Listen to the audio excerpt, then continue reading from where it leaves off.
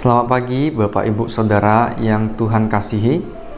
Bapak Ibu, pagi hari ini mari kita merenungkan firman Tuhan yang terambil dari Lukas 19 ayat yang pertama sampai ayat yang ke-10 mengenai Zakeus.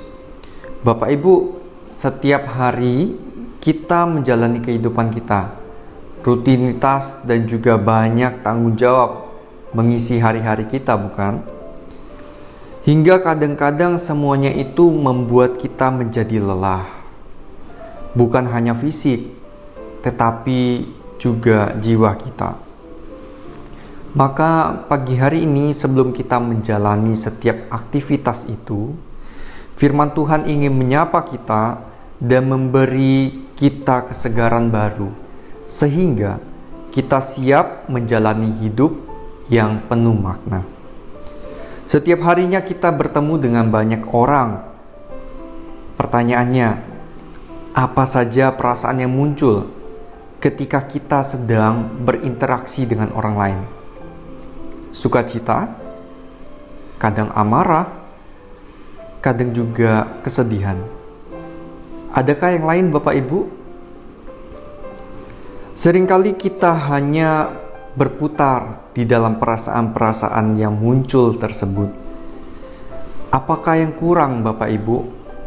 Mari kita merenungkannya di dalam nats ini. Pada saat itu Tuhan Yesus datang ke Yeriko. Dan di ayat yang kedua dikatakan bahwa ada kepala pemungut cukai, yaitu Zakeus.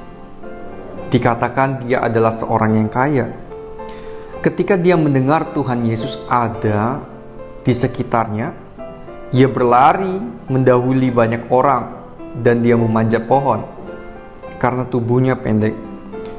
Ketika Yesus melihat Zakeus, Yesus memanggil dia karena Yesus ingin menumpang di rumahnya.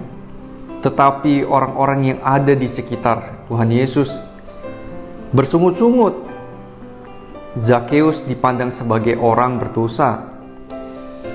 Perjumpaan dengan Tuhan Yesus membuat Zakeus itu menjadi berubah. Dikatakan bahwa dia mengatakan pada Tuhan Yesus, setengah dari hartaku akan kuberikan pada orang miskin. Dan apabila ada orang yang aku peras, akan kukembalikan 4 kali lipat. Terjadi keselamatan di dalam rumah ini, dikatakan di ayat yang berikutnya, di ayat yang ke-9. Tuhan Yesus katakan, hari ini telah terjadi keselamatan kepada rumah ini, karena orang ini pun anak Abraham. Bapak Ibu, sebagai murid Tuhan di dalam kehidupan sehari-hari, apakah kita mengingat tugas kita?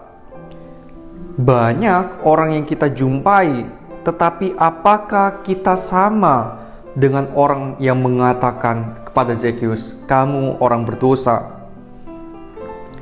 Apakah lebih sering kita bermain pada sisi negatif ketika memandang orang lain?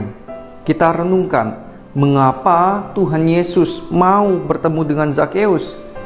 Jawabannya adalah sebab anak manusia datang untuk mencari dan menyelamatkan yang hilang. Jika kita melihat hati Tuhan Yesus yang demikian mengasihi orang berdosa, bukankah kita melihat orang berdosa itu adalah diri kita sendiri? Kita orang berdosa yang telah menerima kasih Allah. Allah mau juga ketika kita menjadi percaya kepada Tuhan Yesus, kita memiliki hati seperti Yesus.